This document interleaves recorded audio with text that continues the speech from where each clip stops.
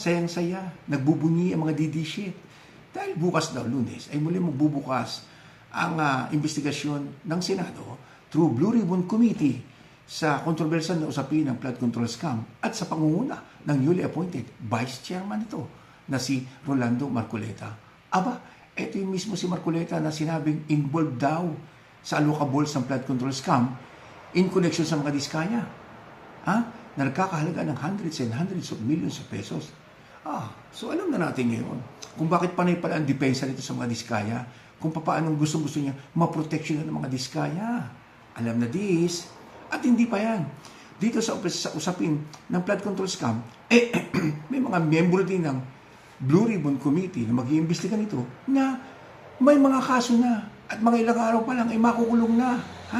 Etong si Jingo Estrada na ipinasa na sa Sandigan Bayan ng ombudsman ng kaso. Maring in a few days from now, ay makulong na. Si Joel Villanueva, hinog na daw ang kaso, sabi ng ombudsman.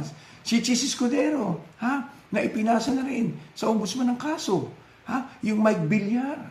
So 5 sila. 5 na miyembro ng mayorya na involved sa flood control scam.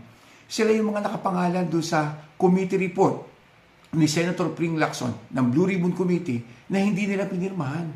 Hindi nila pinirmahan ng 13 senador ngayong mayorya yung Blue Ribbon Committee report ni Ping dahil marami sa kanila ay nakasulat ang pangalan dito at may suggestions na dapat kasuhan at investigahan.